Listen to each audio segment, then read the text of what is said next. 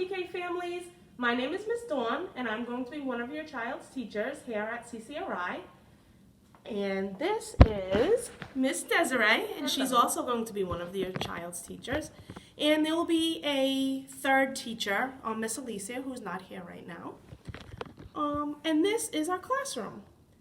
The number is 1212, and we're going to go for a little tour so you can see what our classroom looks like and where your child will be learning every day.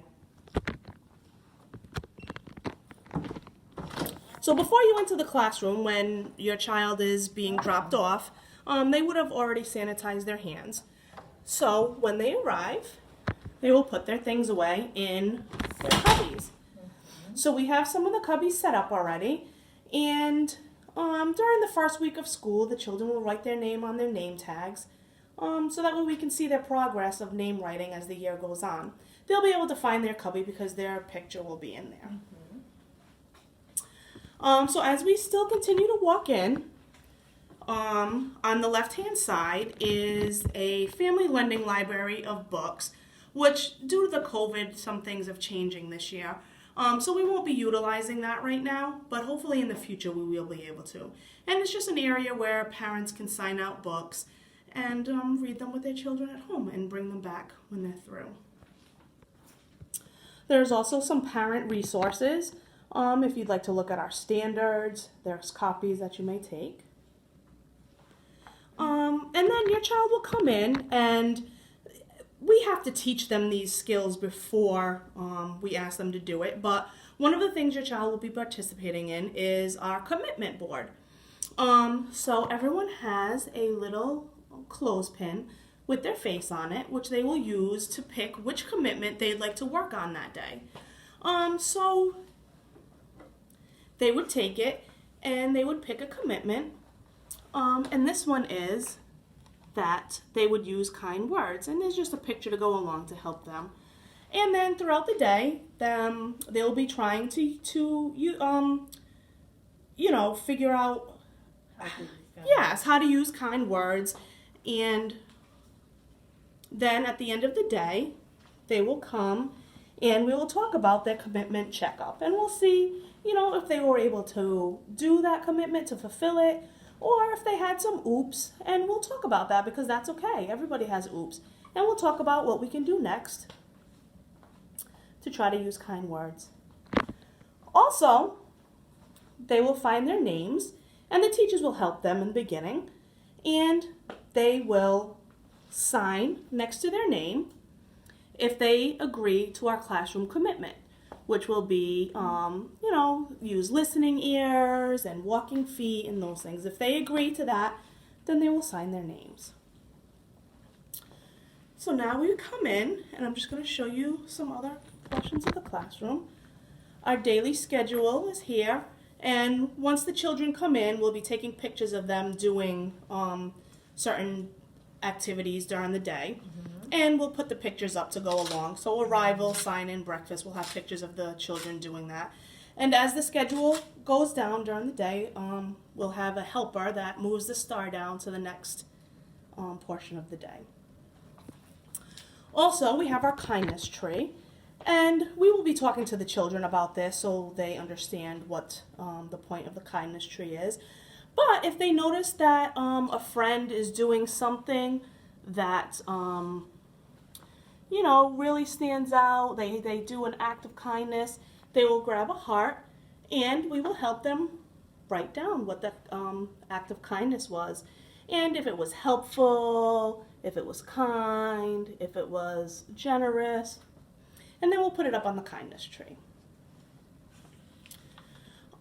So we have different centers in our classroom, and one of them here is just a little playhouse that they're able to play with.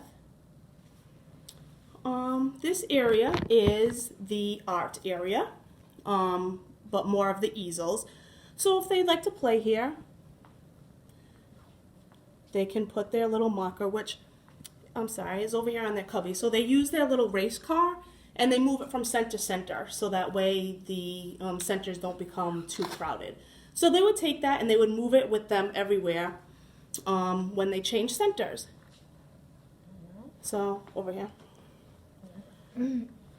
So they would put it right here, and then they're allowed to have 3 more friends there. Okay? So that is our easel center, and they have smocks that they can wear. And these buses, we also have this safekeeper chart, which they would do in the morning. And our job as teachers is to keep them safe. And their job as students is to help keep it safe. So if they agree to do that throughout the day, they would find their name and they would flip it over.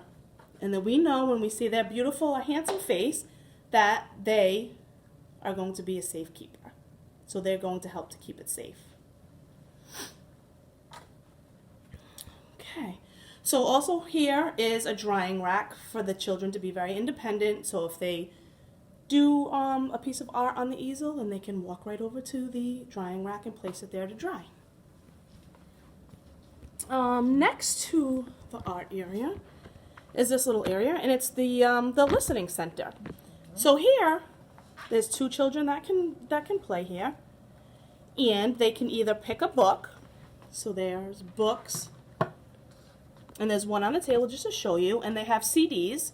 So of course we'll show the children how to use these properly, and if they want to read a book, they just find the CD, put it in the CD player, and put the headphones on, and they can listen to the story.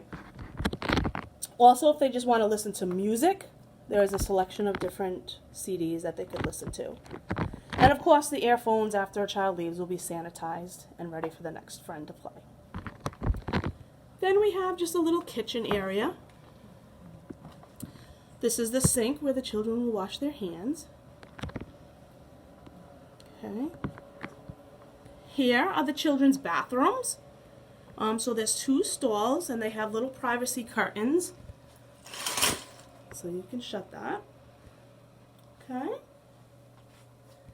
And then they have their sinks to wash their hands.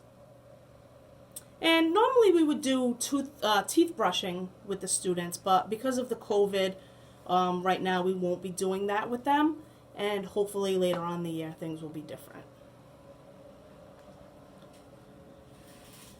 This is also a sensory table where we put different sensory exploration materials like water and sand and a bunch of different things.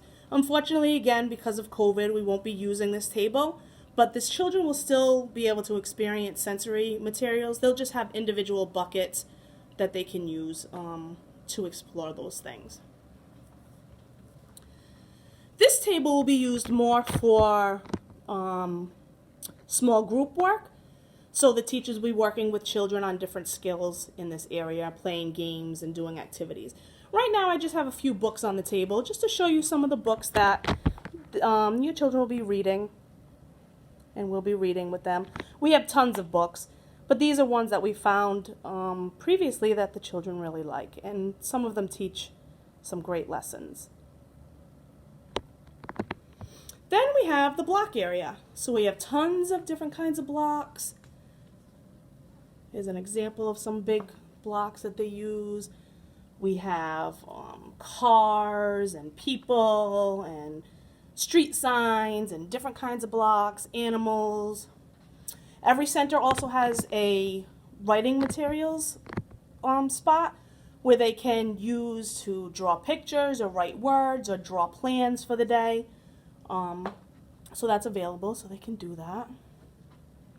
Then this is also our large meeting area, which we will do in small groups now due to the COVID.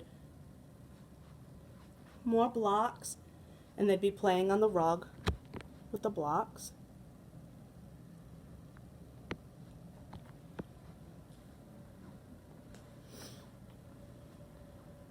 Here is our art area. So the other area I showed you was more for painting and writing using easels. Here is more creative arts as well that they can use. I just put some things on the table that they would have choices, some of the things that they have choices of. There's collage materials, markers, googly eyes. We have tons of different materials for them to be creative. Pipe cleaners, beads, and stencils. Markers, crayons, scissors, paper. bunch of things that they can use to be very creative. Now, when the children do art, it is not about the end product, but it's about the process.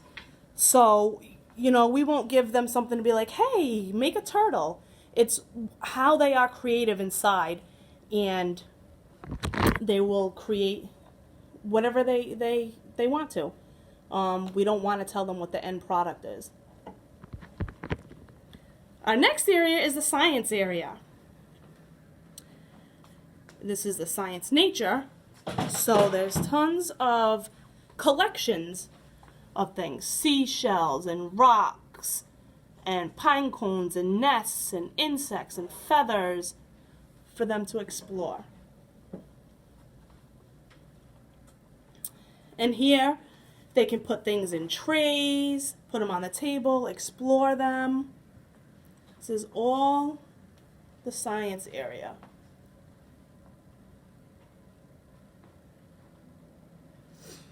Then we have, this is the math and manipulative area. So on the table we have some numbers just to show you a little example of an activity that we could do. So there are the numbers on the table, and the children can play different ways here, but they could take a car and, really drive the car on the number so they see how the numbers are formed. Also, we can help them. Teachers will be sitting with them and working with them as well. So we can say, okay, can you identify this number? If they say 4, then you can count out 4. Okay, let's put 4 vehicles on. So they would take the vehicles. 1, 2, 3, 4. But there are tons of materials, dice, scales, all types of math materials that they could use. And also manipulatives are in the center too. So magnetiles, some blocks, all kinds of fun little manipulative toys, puzzles. Then there is our writing table. Here, children work together in groups of 2 if they'd like, and they can have different writing experiences. They can write a letter to their friend, their mom, their dad. They can practice their letters. They can do journaling. There's little blank faces. They can draw faces. Whatever they want to do in this area as far as writing. And on the side we have the children's names, so if they want to write a letter to their friend, they can see how to spell their name, and a bunch of letters and some words that are often used like dad, mom, brother, that they can copy while writing. Here is our library area, and we have a little reading train that the children usually love to sit in and read a book, or they can sit in the chairs. They have a bunch of more different books. And then our cozy corner. So this is an area, it's a cozy corner, safe place, place where we can talk about our feelings. We have feeling buddies. Normally we have little stuffed animal feeling buddies, which these actually look just like, but they're just laminated copies. But here they can talk about their feelings, share their feelings, do different kinds of breaths to help regulate them. Some other materials to go along with it. I didn't do dramatic play. No. And then we have dramatic play, which there's tons of materials for them to play. We change the theme often, so it could be a doctor's office one day, a restaurant, a flower shop, and they have stove, kitchen, dolls, dress-up clothes that are, right now they're vinyl, so that way we can wash them, cash register, food. So they get to play in there with whatever the theme is. And if they just want to do something else, like just play with the baby dolls, they can do that as well. It's all about choice. Then we have outside. So let me just take this 1 second. Sorry, friends, I'm just going to unlock the door. And our outside area. Okay, we have lots of materials inside the shed and here. Hula hoops and balls and balance materials. And so they have this area. They have the little playground, the little structure. And we can also go outside the gate and play in the grass area over beyond the playground. So that is our classroom. We welcome you. I know your children will be having a great time, making new friends, learning lots of things. So we'll see you soon. Thanks for watching.